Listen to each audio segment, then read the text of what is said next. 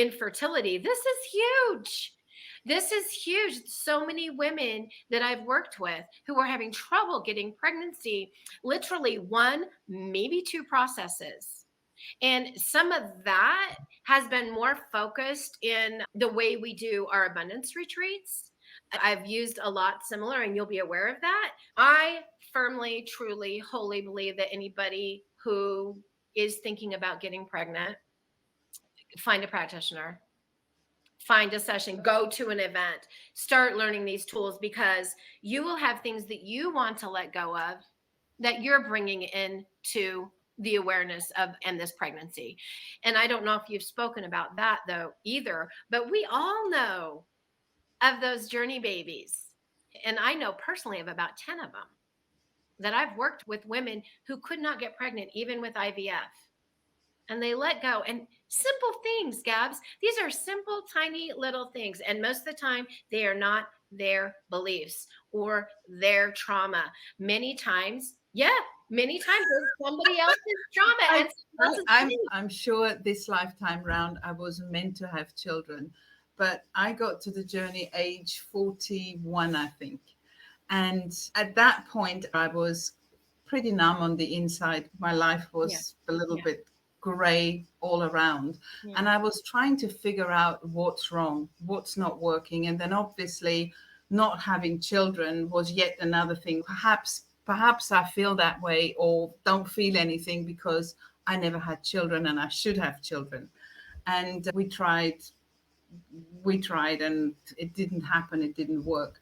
But it was interesting because then when I came to the journey and I started releasing and started to feel and started to get very clear, I also was taken back to my teens, and I was a soapbox girl. It's like, how can anybody bring children into this? I would stand on a soapbox and speak to everybody that it's irresponsible to bring children into this world. Hello?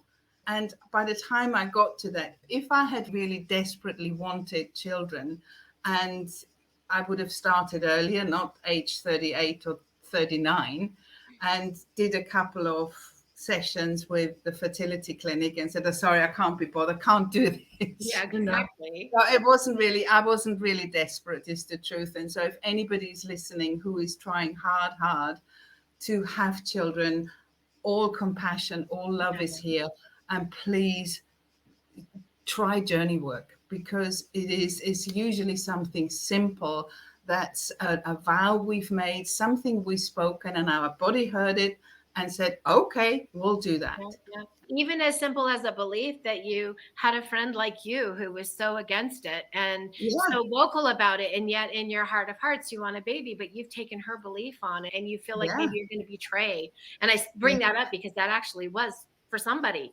It's like they had a friend who was against it. They wanted it. It was like she was betraying her friend by getting pregnant. Yeah. And she held that. Yeah. And it's like, why do we take, our bodies take things on that we have our thinking mind can't even make up. You can't make this stuff up. I so agree with you. And it's just... But I honestly believe, if every woman who is pregnant could have these tools available to them, could use these tools, could utilize these tools, they would have the very best pregnancy and delivery they could have. They would set themselves up to be a conscious, more able parent in order to love this child as they come forward. I've just seen it over and over again. Women's lives change and the way they parent and all of it. And they just come out being a happier, healthier, more well-rounded family that listens and communicates. Yeah.